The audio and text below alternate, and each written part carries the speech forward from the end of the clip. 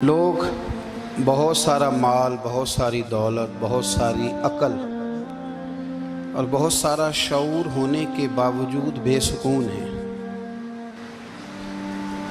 जिस चीज़ ने ज़माने को तकलीफ़ में मुब्तला कर दिया है और जो चीज़ ढूंढने से नहीं मिलती वो इत्मीनान है, वो करार है।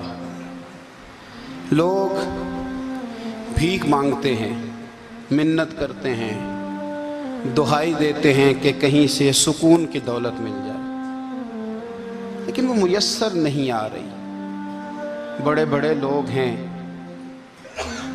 और मैं अर्ज़ कर चुका हूँ कि मालदार भी हैं और अक्लमंद भी हैं, बाशऊर हैं, पढ़े लिखे, पर कल्बी सुकून, राहत, इत्मीनान, चैन उन्हें मुयस्सर नहीं आ रहा।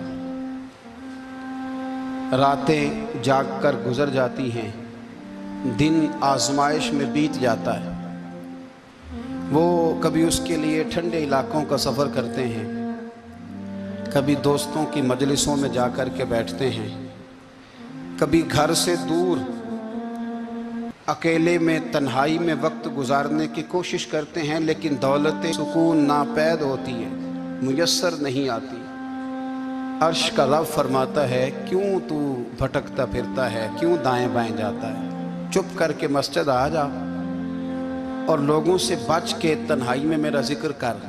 अल्लाह मिलेगा क्या? फरमाया, आला बिज़िक्रिल्लाह तत्मइन्नुल कुलूब, मैं तेरे बेचैन दिल को चैन अता कर दूंगा।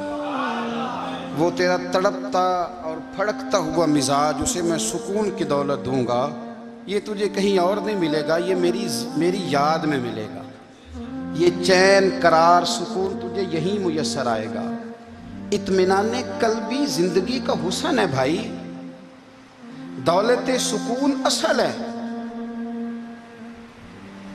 बड़े ठंडे कमरे में कुछ लोगों को नींद नहीं आती, और दाता साहब रहमतुल्लाह अलैह आप जाएं तो दोनों सड़कों के बीच जो फुटपाथ है ना, उस पर भी कुछ लोग सोए होते हैं। उधर से भी गाड़ियां गुजरती हैं, इधर से भी गाड़ियां गुजरती हैं, लेकिन बस नींद है ना, अल्लाह का फजल है, उसने दे दी है, आने वालों को आ गई है। इत्मीनान कल्बी, मेरा मुआशरा बेसुकून है, बेकरार है। मुझे कुछ लोग कहते हैं जी मैं आजकल बड़ा बोर हो रहा हूँ, तो मैं कहता हूँ यार हमें तो टाइम ही नहीं मिला आज तक बोर होने का, नहीं वक्त ही नहीं इतना मुयस्सर आया। कौन सा टाइम निकाले जिसमें बंदा बोर हो? वो तो है कि इंसान कुछ फारिग हो, कहीं उसके पास गुंजाइश हो तो बोर भी हो ले। कैसे बोर हो लेते हो? ये क्या होता है बोर होना? जिंदगी में इतना वक्त ही कहाँ है कि इंसान बोर होता फिरे और ये तसव्वुर बनाता फिरे कि मैं बड़ी आजमाइश में हूँ, तो मैं बड़े बोर हो रहा हूँ, तो मैं बड़ी तकलीफ में हूँ। तो वक्त बहुत ज़्यादा है हमारे पास, लायानी कामों में ज़ाया बड़ा होता है, तो हम बोर होते हैं, परेशान होते हैं। अल्लाह फरमाते हैं ये जो मेरी याद है ना, लेकिन उसका भी एक तरीका है याद का। उस तरीके से अगर मेरे रसूल करीम अलैहिस्सलाम ने फरमाया, अल्लाह का जिक्र इस तरह करना कि देखने वाला तुम्हें दीवाना समझे, लोग समझें कि कोई मजनून है, कोई जुनूनी है, कोई पागल है। यहाँ अल्लाह ताला माफ़ करे, आप जिक्र की मजलिस छेड़ें, आप नाज शरीफ की मजलिस छेड़ें तो बहुत सारे लोग प्रोफेसर बन जाते हैं, वो सारी नहीं हिलाते, उनकी ज़ुबान ही हरकत में नहीं आती। हालांकि रब करीम का जिक्र इस तरह करो कि देखने वाला तुम्हें दीवाना समझे, कहीं और खोने की ज़रूरत ही नहीं। मेरे हबीब गोया हमें फरमाते हैं, तो रब के जिक्र में इस तरह खो जा कि तुझे दुनिया का ख्याल ही ना रहे, तुझे फिर दुनिया की होश न रहे। लेकिन अगर नमाज में भी ख्याल गैर आए, जिक्र में भी तवज्जो कहीं और हो, जिंदगी में वो अजीब लम्हा था, वो मेरे साथ था और मैं तन्हा था। अगर माहौल ये हो कि आप कहीं जिस्म के साथ तो मौजूद हो, रूह मौजूद ना हो, तो फिर लज्जत जिक्र भी मुयस्सर नहीं आती, फिर कैफ नहीं हासिल होता। याद रखें कि इस तरह खो के रब की याद कहाँ से कैफ आएगा? उलझ ही पड़ा गए हैं। वो मस्ती, वो सुरूर, वो कैफ जो अल्लाह के जिक्र में होता था, जो कभी मुर्शिद कामिल के सामने बैठकर लोग अल्लाहू अल्लाहू करते थे तो लगता ये था कि ये यहाँ है ही नहीं, ये तो कहीं और चले गए हैं, यहाँ मौजूद ही नहीं। लेकिन अब वो मौज नहीं, वो शौक नहीं, वो दर्द नहीं, वो ज़ेल नहीं। इकबाल तड़प के कहा करते थे, खिरत की गुत्थियां सुलझा चुका हूं, या रब मुझे साहिबे जुनू कर दे। अल्लाह मेहरबानी फरमा, वो कैफियत दे, वो सुरूर दे। जिंदगी में अगर इत्मीनान चाहते हो तो कभी कभी सब कुछ भूल के ना तो मस्त हो जाया करो रब की याद में। कभी कभी छोड़ दें दुनिया, छोड़े यार मोबाइल, किसी वक्त करें इसको बंद, छोड़े इस बात का ख्याल कि फलाने ने सलूट किया है कि नहीं की, छोड़े। हजरत बायजीद बुस्तामी रहमतुल्लाह ताला अलैह फरमाते, मैंने इतिकाफ कभी अपनी मस्जिद में नहीं किया, तो ये कि सारे ही हाथ चूमने वाले, सारे ही प्यार करने वाले। फरमाते मैं जब इतिकाफ करता था तो मैं बस्ताम से दूर निकल जाता था जहां कोई मुझे जानने वाला ना हो। उठ बुलिया चल उथे वसीए, जिथे वस देनी सारे यन्ने, ना कोई साडी जात पछाणे ते ना कोई सानू मन्ने, चल उधर चले। उठ बुलिया चल उथे वसीए, जिथे वस देनी सारे ही अन्ने, ना कोई साडी जात पछाणे ते ना कोई सानू। इतना शौक है सलूट कराने का, इतना शौक है तारफ कराने का, इतना शौक है अपना बताने का, तो ये चीज़ गलबा कर जाती है। फिर नाम रह जाता है, रूह नहीं रहती, फिर वजूद रह जाता है, फिर बातन की कैफियत नहीं रहती। खुदारा अपने आप को बेचैन ना करो, बेकरार ना करो, बेसुकून ना करो। रब की याद में आ जाओ, दुरूद व सलाम में आ जाओ, नात के हुस्न में आओ, तिलावत की दुनिया में आओ, सजदों के नूर में आओ। आओ कभी खोल के दिल मस्जिद की सफाइयाँ करें। आओ आओ ना कभी कोई बूढ़ा, दादी नानी दादा, उनके पास बैठ के पैर दबा के अल्लाह को राजी करें। ये कैफ वाली जगह है, ये सुरूर वाली जगह। इतनी बेचैन हमारी जिंदगी है, बेकरार है, तड़पते हुए लोग, लड़ते हुए लोग, ऐसे लगता है अब एक दूसरे का गिरेबान थाम लेंगे। बेकरार बेचैन। किसी को इंतजार का कहा जाना कि 10-20 मिनट किसी का इंतजार करो, तो बात लोग मुझे ऐसे लगता है जैसे ये इनका कलेजा फट जाएगा। डॉक्टर के इंतजार में बैठे हैं तो बड़े परेशान हैं। किसी को मिलने गए हैं, को आधा घंटा बैठना पड़ गया तो बड़ी दिक्कत में है। अपने आप को सुकून दें। आप यकीन करें बड़ा मजा आता है, कभी किसी का इंतजार करना पड़े तो 2-4 तस्बीह दुरूद शरीफ पड़ी जाती है। ये नहीं ज़ौक बन जाता है कि चलो अल्लाह ने मौका दिया है, कोई सरकार को याद कर ले, तन्हाई मिल गई। हमारा मिजाज जिस सख्ती का शिकार है, वो सख्ती आहिस्ता आहिस्ता हमें ज़्यादा आजमाइश में डाल दे। तो मेरे भाई, ज़िंदगी में इत्मीनान हुस्न है, और वो सबसे ज़्यादा अल्लाह की याद में मिलता है। वो सबसे ज़्यादा रब करीम के जिक्र में। सबसे ज़्यादा जो चाहता है ना दिल ठंडा रहे, ज़ुबान मीठी रहे, वो मदीने वाले महबूब पे दुरूद व सलाम पढ़ा करे, वो हुजूर पे दुरूद व सलाम पढ़ा करे, ज़ुबान मीठी रहेगी। मेरा ज़ाती तजर्बा है कि जो आदमी अपने अखलाक संवारना चाहे वो हुजूर पे दुरूद शरीफ पढ़े। जो अपने अखलाक संवारना चाहे, तबीयत को ठंडा रखना चाहे, वो दुरूद शरीफ पढ़े, उसका दिल सुकून में आएगा। कुछ काम और हैं ज़िंदगी में इत्मीनान के लिए, उनका होना भी बड़ा ज़रूरी है। सबसे पहले अगर आप चाहते हैं ना ज़िंदगी में सुकून हो,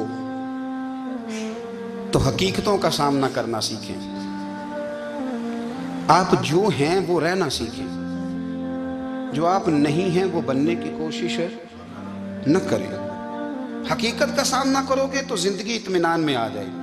हमने ना बहाने बना लिए हैं, हीले बना लिए, झूठ के सहारे अपने आप को ऊंचा कर लिया है। एक आदमी से कहा जाता है तो रिश्वत ना ले, तो कहता है मैं गरीबों से नहीं लेता। तो मेरा सवाल ये है कि अमीरों का हिसाब लेने की अल्लाह ने तेरी ड्यूटी लगाई है, तेरे जिम्मे लगाया है कि तू अमीरों का हिसाब कर। तुम्हें क्या ज़रूरत पड़ी है? हम ना बहाना करते हैं, रिश्वत लेने वाले का अलग बहाना है और सिफारिश वाले का अलग बहाना है। हकीकत का सामना करें, हकीकत का। जो मेरे जिम्मेदारियां हैं वो मैंने पूरी करनी, जो आपकी जिम्मेदारियां हैं वो आप जान ना छुड़ाएं, हकीकत पसंद बने। मेरे रसूल करीम, फिर पढ़िए दुरूद सल्लल्लाहु ताला अलैहि हुजूर सल्लल्लाहु अलैहि वसल्लम ने फरमाया कि मेरी बेटी सैयदा फातिमा अज़-ज़हरा रज़ी अल्लाह ताला अन्हा सिर्फ जन्नती नहीं, जन्नती औरतों की सरदार है। लेकिन हुजूर ने यह भी फरमाया कि फातिमा ये ख्याल रखना, अगर अल्लाह ने हिसाब पूछा तो हिसाब तुमने खुद देना है। नहीं, हकीकत की तरफ तवज्जो कराई हुजूर ने। वो सिर्फ जन्नती नहीं, जन्नती औरतों की सरदार है, पर हकीकत की जानिब तवज्जो।